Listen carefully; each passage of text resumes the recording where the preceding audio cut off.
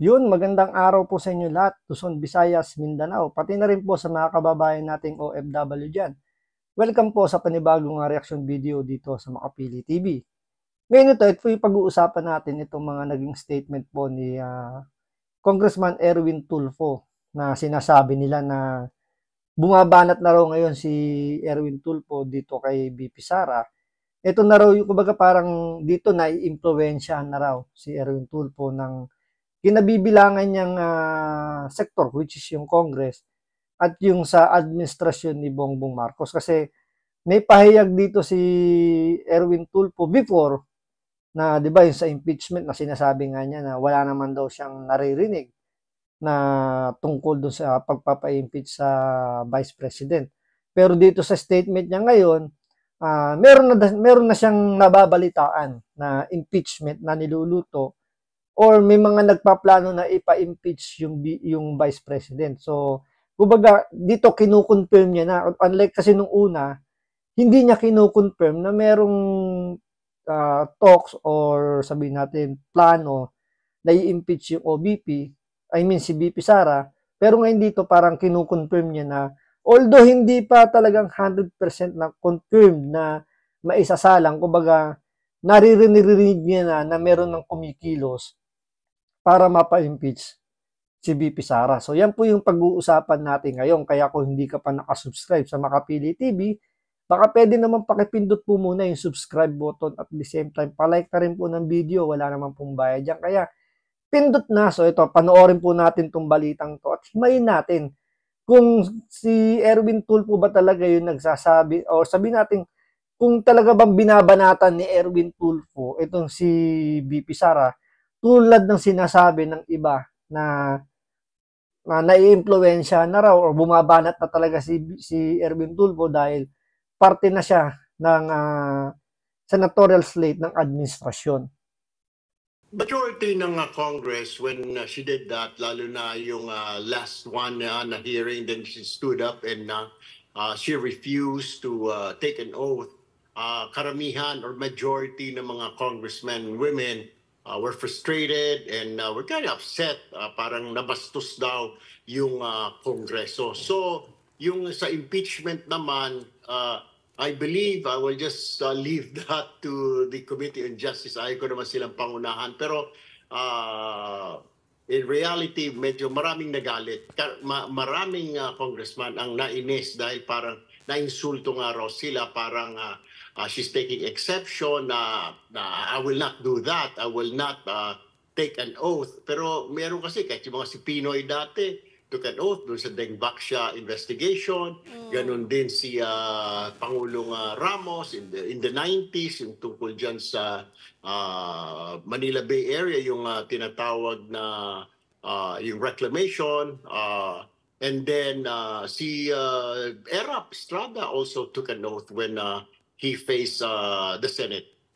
Well, I mean, so a lot of congressmen got angry because of that. But were there impeachment talks to begin with? Because that's what the vice president was alleging, right? She's always said now all of these hearings are just part of a coordinated political attack against her to take her down, that you guys are reading from a script now, that there is a narrative that you're following, etc., etc. So is there merit to what she's saying?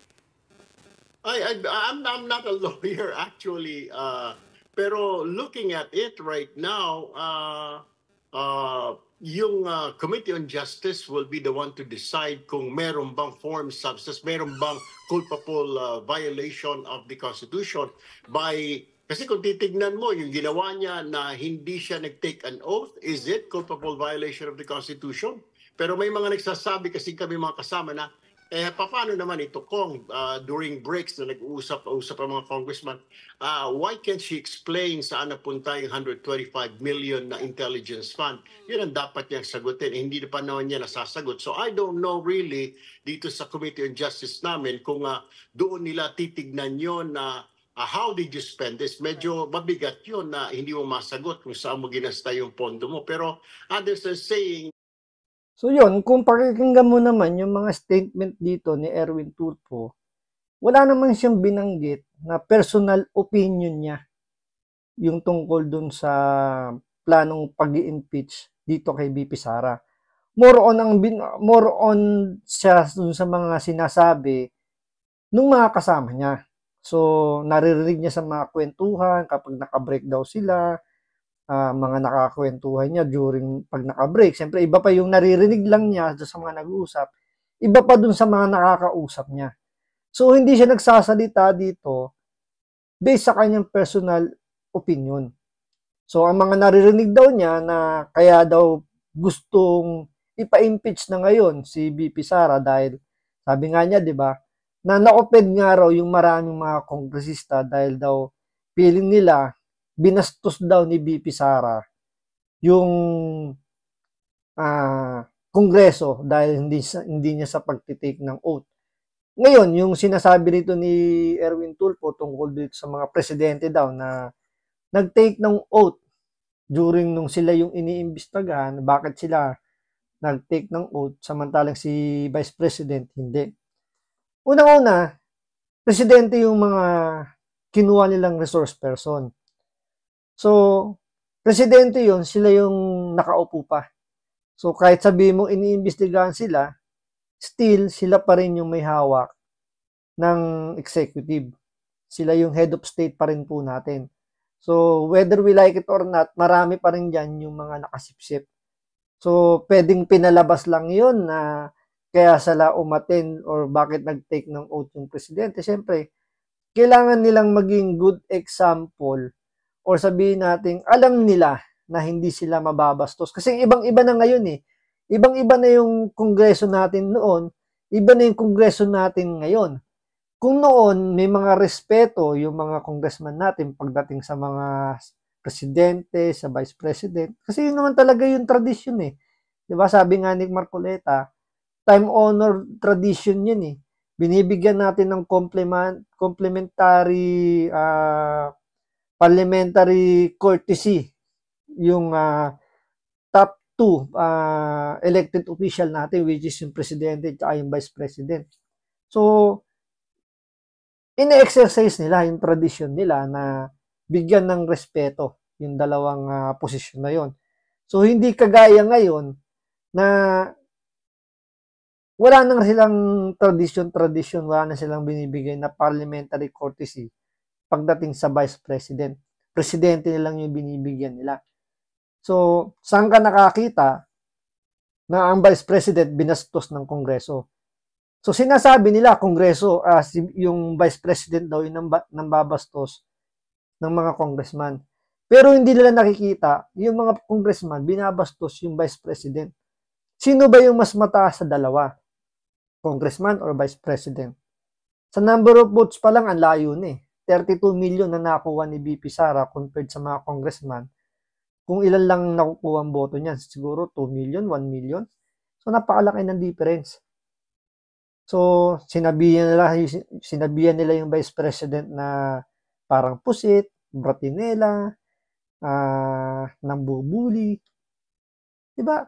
Hindi ba pambabastos yung ginagawa nilang yun na binibigyan nila ng ibang interpretasyon yung ikinilos ng vice president, which is kumbaga parang parang hindi naman gumanti, pero parang ipinakita lang ni BP Sara na hindi nyo ako pwedeng bastusin dahil ako vice president ako.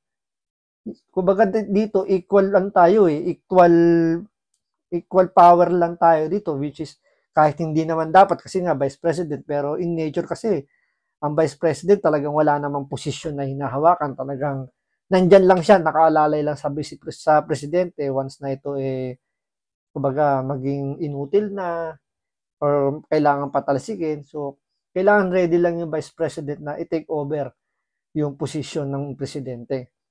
So, parang ang labas kasi rito, since ang may hawak ng budget yung kongreso, pagdating ng budget deliberation, gusto nila lahat, kumbaga napapaluhod nila.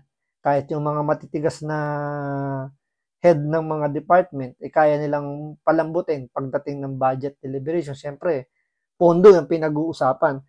Kaso dito nabulaga sila pagdating kay BP Sara, hindi nila napasunod.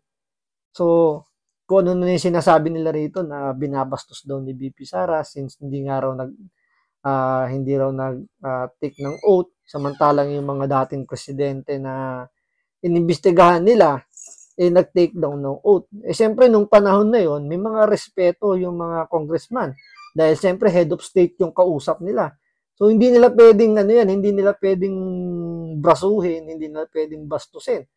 Kasi lalabas na kumbaga pwede silang balikan ng presidente dahil siyempre local chief executive pa rin yan. Ngayon ang nangyayari, mga kongresista natin, mga bastos na. Bakit natawag natin bastos? Binabastos yung vice president eh. Tandaan nyo, second highest elected official yung vice president, tapos babastusin lang ng mga congressman. Tulad na lang dito, sinasabi ni Erwin Tulfo na pakiramdam daw ng mga kasama niya kasi kumbaga siya nagsasalita lang siya in behalf lang naman ng mga kasama niya. Hindi siya nagsasalita based sa kanyang personal opinion or reason niya. So, ang sinasabi niya, yung mga naririnig niya, sabi nga ng mga kasama niyang kongresista, binabastos nga raw ni VP Sara. So, yun daw yung nag-trigger kung bakit nagpapile na ng, kumbaga, mas tumitibay daw yung pagpapile ng impeachment complaint. Kaya nga sabi niya, isa pang nga sinabi niya rito, hindi naman daw siya abogado. So, ibibigay niya yung, kumbaga, ang decision niyan o yung magdedesisyon is yung Committee on Justice. Sila yung magsasala kung malalagyan o mabibigyan ng probable cause yung impeachment complaint. Kahit na, di ba, may mga nagsasabi ng mga kongresista, lalo na yung mga young guns na kongresista, kahit sila, kumbinsido sila na hindi uusad yung impeachment complaint kasi nga, kumbaga, hindi naman siya pasok doon sa requirements ng impeachable offense. Kasi kung ang pagbabasihan graft daw, nakapag-submit si VP Sara ng, kumbaga, ng mga,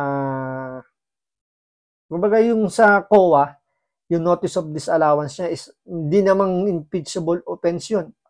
Kung tutusin nga, appealable nga daw yun. So, walang maibabatong rason or sabihin natin offense para kay VP Sara para ma-impeach siya. Kaya nga ang sigaw ngayon, di ba, ng mga ibang young guns, yung mga bagitong bata ni Tambi, mag-resign na lang daw si VP Sara. So, hindi nila makuha sa impeachment dahil nga wala silang makuwang sapat na rason. Doon sila tumatakbo ngayon sa pagsigaw na mag-resign na lang kasi dahil nga hindi umaatin si VP Sara ng budget deliberation, wala raw siyang interest magtrabaho as OVP. Ng Vice President.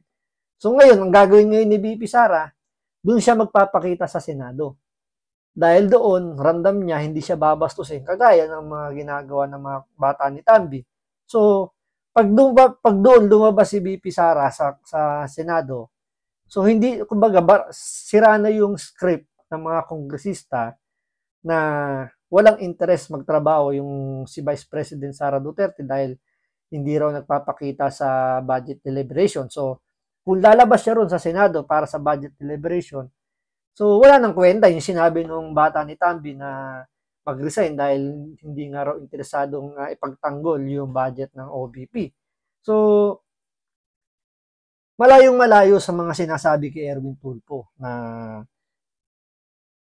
sinisiraan daw si VP Sara, binabanatan na. Siguro dahil lang naging parte lang si Erwin Tulfo ng Marcos administration dahil kumbaga tatakbo siyang senador under the name ng Bagong Pilipinas ni Bongbong Marcos. At the same time, kongresista siya.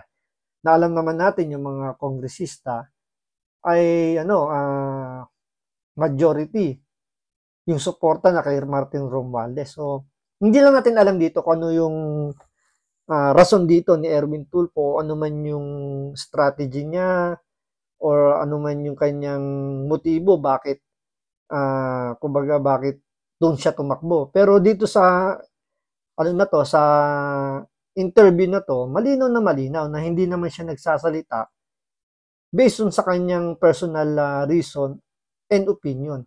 So nagsalita lang siya based dun sa mga naririnig niya sa mga kasama niyang kongresista na umiiyak dahil binabastos nga daw ni BP Sara itong mga congressman. So, malayong-malayo po sa sinasabi ng iba na bumabanat daw si Erwin Tulfo. So, yun po yung sa palagay ko at yun po yung nakikita ko. So, maraming salamat sa panonood. Ingat po kayo lagi. God bless.